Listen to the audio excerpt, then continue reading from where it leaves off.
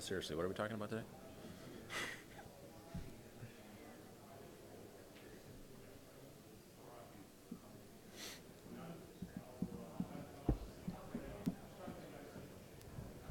Lots of open seats up front. You only need the edge.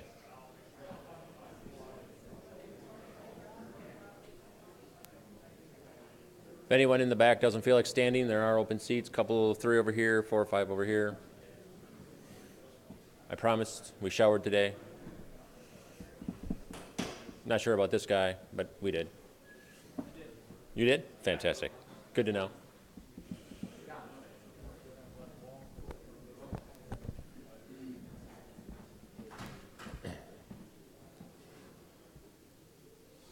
Zach Grace is in the house. Now we can begin.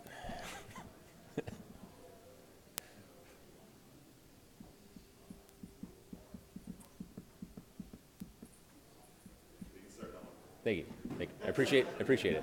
We were waiting.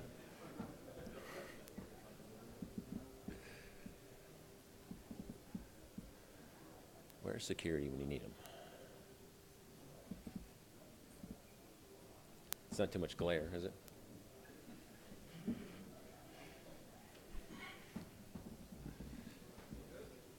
Ready? Good afternoon, everybody.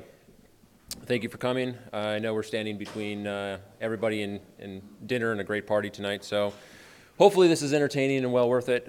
Today, myself and Kevin, we're going to talk about making penetration testing tools out of Arduinos. And before we do that, of course, we have to send some thanks to our company for sending us here, which is Sickage. So a little bit about Sickage is we're a consulting company, so we do lots of different things from accounting to technology installations. So what we do is penetration testers, forensics, and all kinds of different things. So Sickage is sort of a, how do we want to say it? Professional services. Professional services company, yes. I haven't even started drinking yet. So about a little bit about us, the security and compliance area. So we mainly work around the PCI compliance, work a little bit with HIPAA and HITECH and all those other ones as well. But mostly we do penetration tests for compliance reasons. So if you're interested in any of those kind of services, let us know. I'll let Kevin talk about himself. He likes doing that. I do hackery things and pen test things. Good, thanks, Kevin. Appreciate that. Nice. Yeah.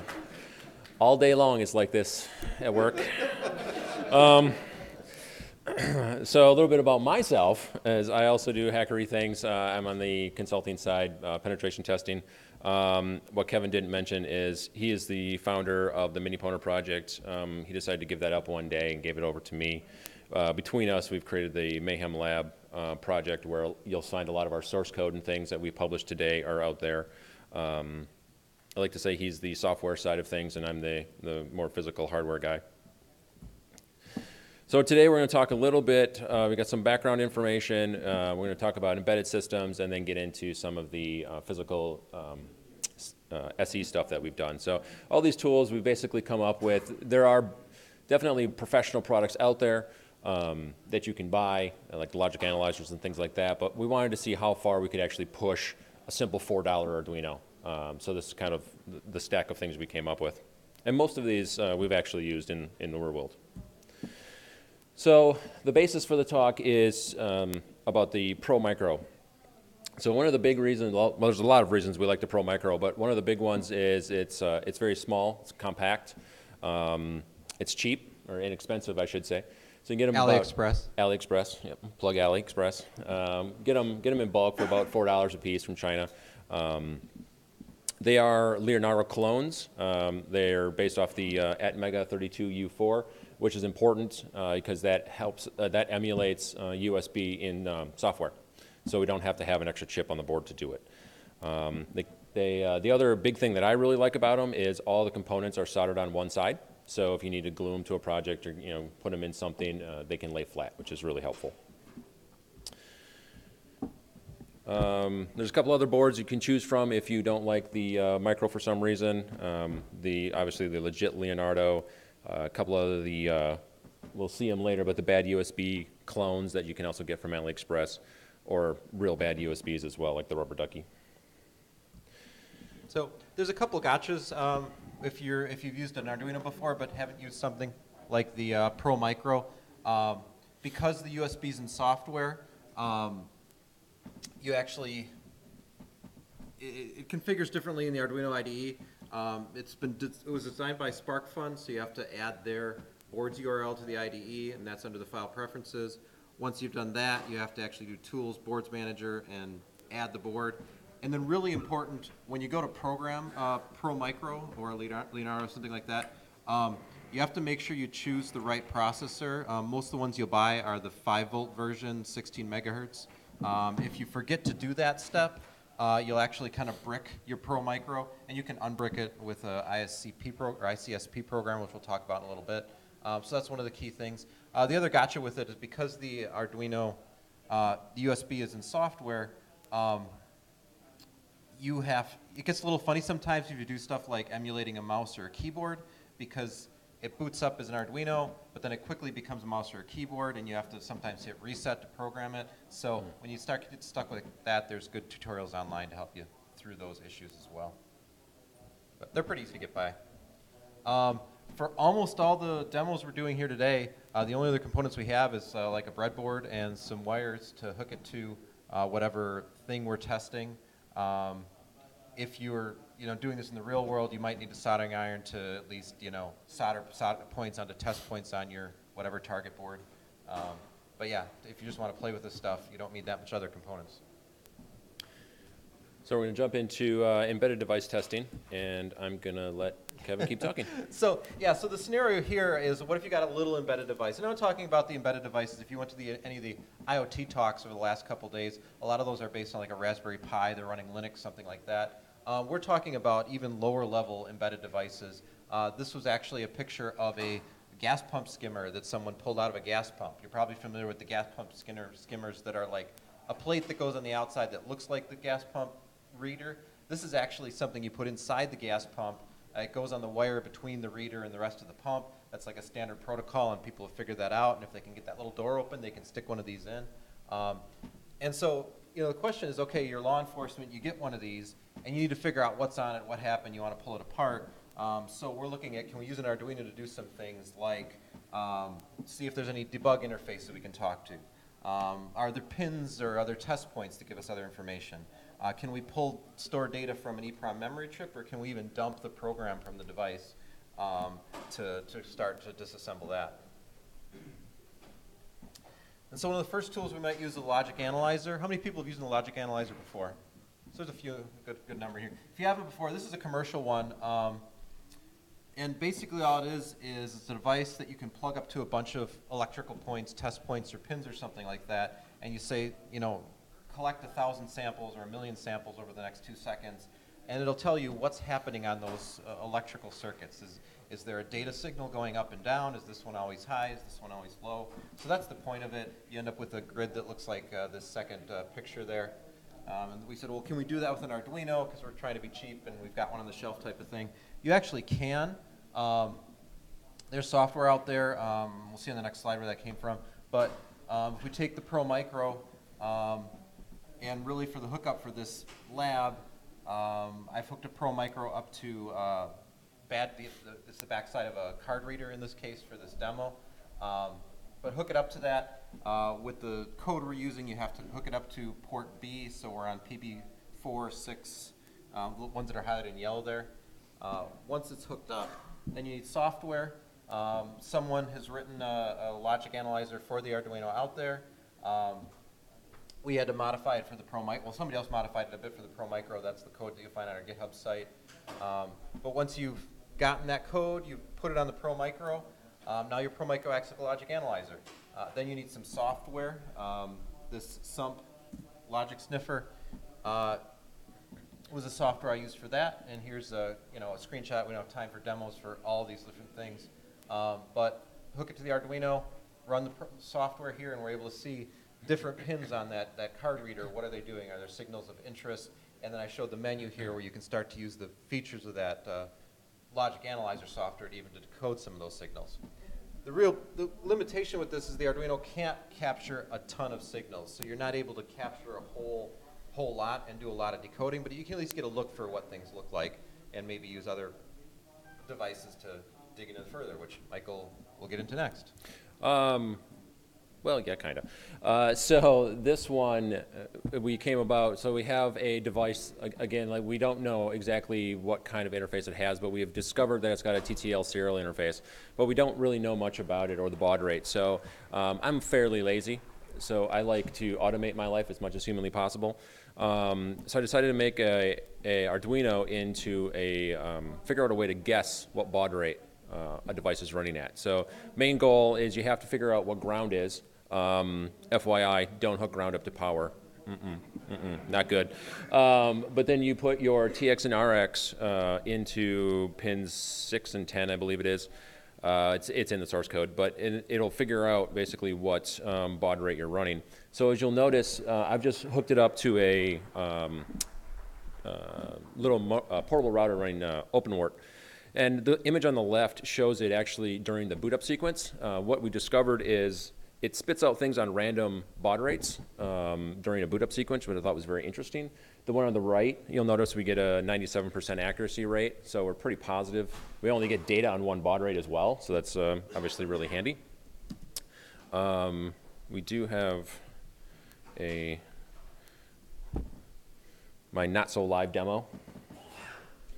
But basically, I'm just going ahead, and it's got a little menu. You tap one to auto detect. It goes through, figures out, am I receiving any data on this baud rate? As soon as it detects data, it takes 1,000 bytes and analyzes it for ASCII characters. So is there actually ASCII characters there? Hits enter a bunch of times to try to get data from the system. So there we go. We've figured out that it's running on 115200. And it also tells you what configuration. If you'll notice, it switches pins transmit and receive, so it tries them in both directions. So then it will tell you what pins transmit, what's receive. Go. So the next thing we might want to do is we see that the device has an EEPROM memory chip.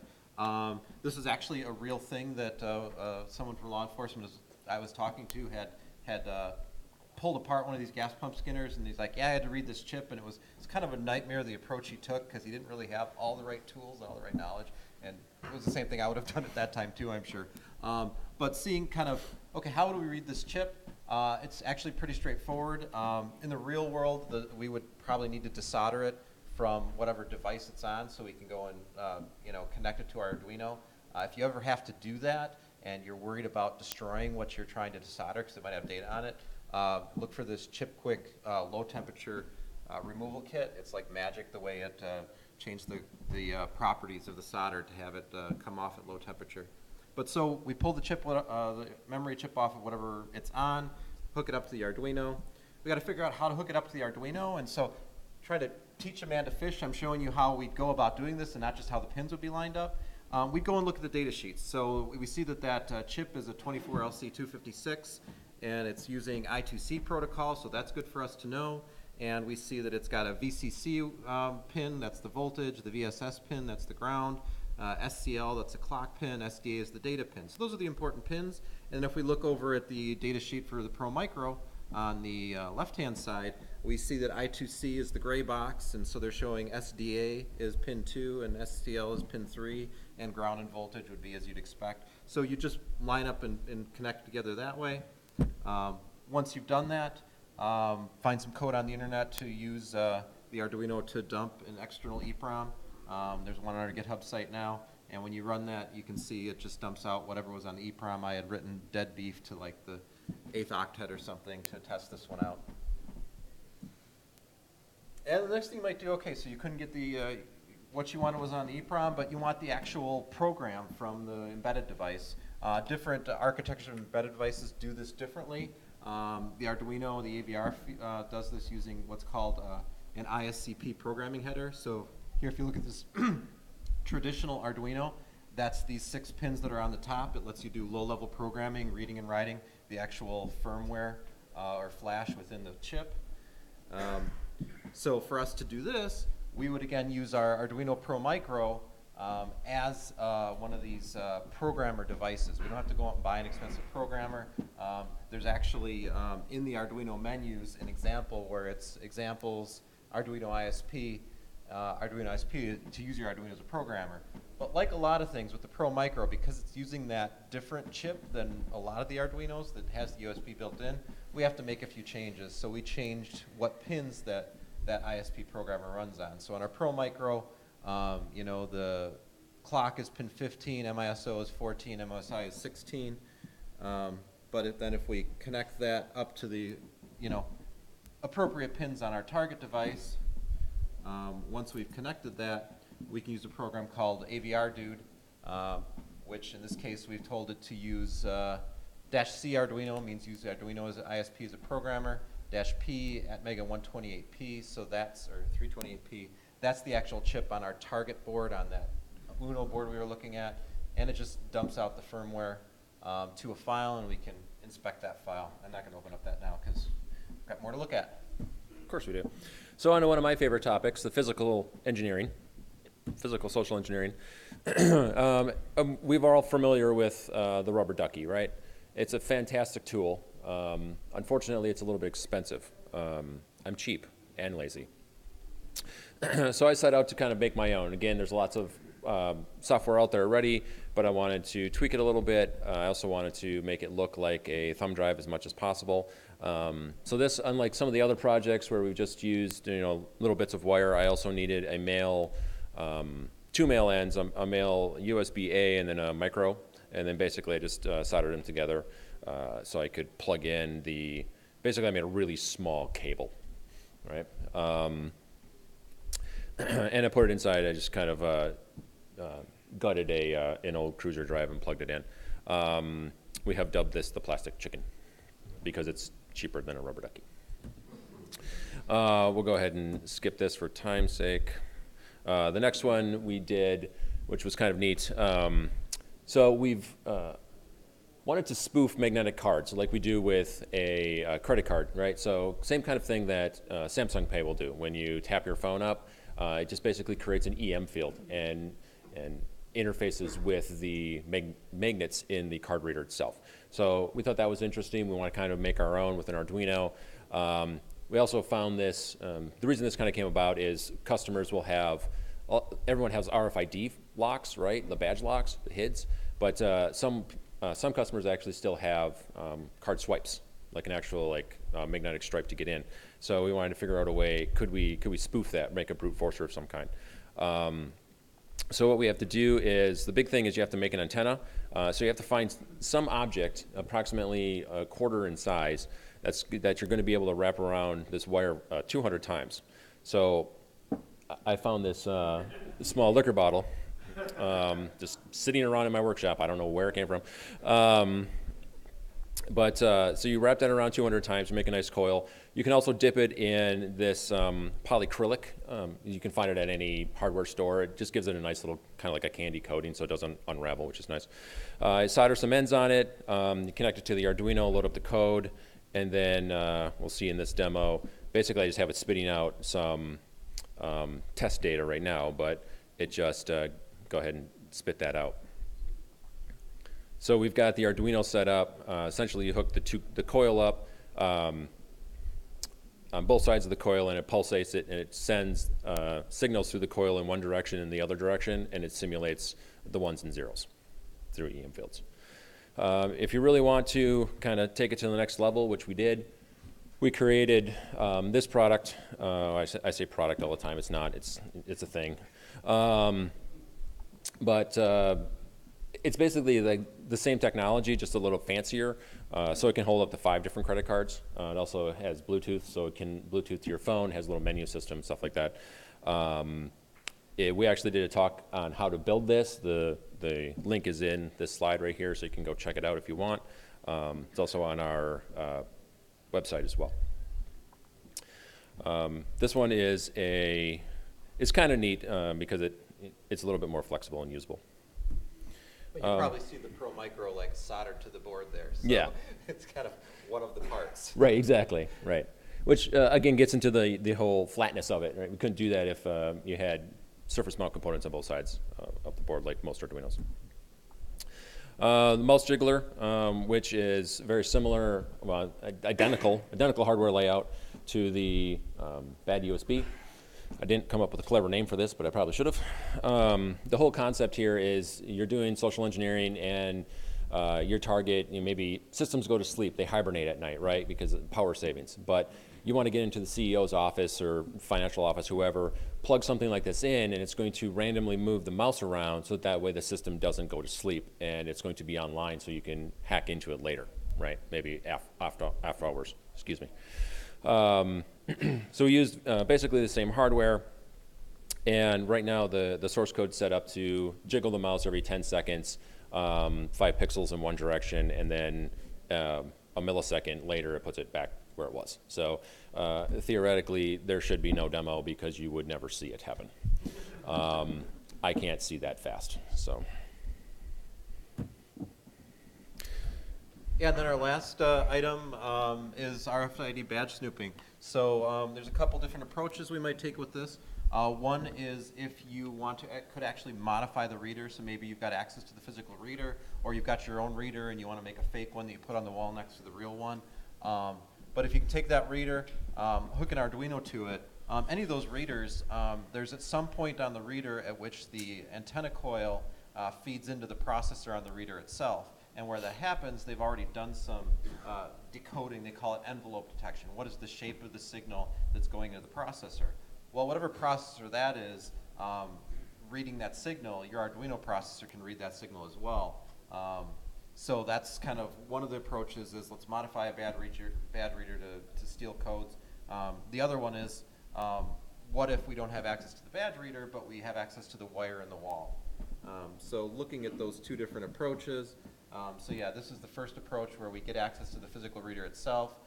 We test the board to find out where the interesting signals are, hook the Arduino up to it, find the interesting signal. So that's like output from a logic analyzer on top where we found the interesting signal. Hook the Arduino up to that point, and depending on whether it's like an EM400 board or reader, or whether it's a HID reader like your Proxmarks or Prox cards, you just need the right code on the Arduino to decode that signal. And when you decode it, that's the serial port terminal I've got here. That's the actual ones and zeros that was spitting out from the card, and then that actual card number equals 2781 or whatever's there. So that's the first approach. Oops, too many people on the keyboard. And the second approach is, again, these card readers, especially like the enterprise HID ones, the reader's on the door, but actually the brains are back in a closet somewhere, and there's a wire like this, untwisted 6-strand wire here that goes between them. So if we can find that wire in a wall somewhere, scrape it down to the individual cables and connect to them, this reader's nice enough on the back. It has a sticker that shows us which color is ground, which color is data 1, and which color is data 0. So helpful. And we can, what's that? It's so helpful. So helpful. Yeah. So we can certainly find, whatever reader, you can probably find the online documentation telling you what wires are what. And then from there, download, again, the HID readers use a WeGAN protocol, so we just have to find a WeGAN protocol decoder for Arduino. They're out there. Put it on Arduino. We have one of those. I just didn't push it to the site yet. We got to get on the site. But there we could capture and decode the data on the way between the reader and the brains inside the closet. So that was pretty much it. It's a very rushed tutorial of the, what did we say, 8 projects that we did? 8 different Arduino projects, yeah. Documentation is on our website, themayhemlab.net, and then all the code that we talked about today. I know we didn't actually show a lot of it, but it's all out there on GitHub as well. We got a couple extra minutes. Got questions, comments, concerns? Yes. I just wanted to say thank you. Well, you're welcome. Putting up the ticket and donating all the proceeds to leukemia and lymphoma. Thank you for that. No problem. This was excellent. And where did you get the idea? And please don't tell me that you're like the #1 skimmer in Massachusetts. I would never tell you I'm the #1 skimmer. Where do we get the idea for this? Mostly, Kevin and I like to just sit around and think of interesting things to do with crap we have laying on our desks, right? Yeah. So it's like, oh, hey, we got a pile of Arduinos. What can we do with this, right? Hey, we've got this, EEPROM chip sitting here. So yeah, do we have an EEPROM reader? No, but we have an Arduino. Let's see what we can do with that, right? So we just kind of spitball and figure out what can we build ourselves. So after you drank all the booze, you hacked all the things. Yes, Yeah. after office hours. And I would say too, this is really aggregating stuff from smarter people than us. I don't know if there's anything on here other than Michael's TTL detection circuit that is something that, an idea we came up with that we could, use an Arduino for RFID or use an Arduino for that. We borrowed code from other people for all Yes. these projects. It's just kind of, not all of them were for Arduino and none of them for the Pro Micro, but it's kind of building on other giant shoulders. It's like every other evolution of software, right? You take someone else's code and you modify it, and then someone's going to take that code and modify it. And so we're in there somewhere. Awesome. Other questions? No? Great. Thank you very much for your time.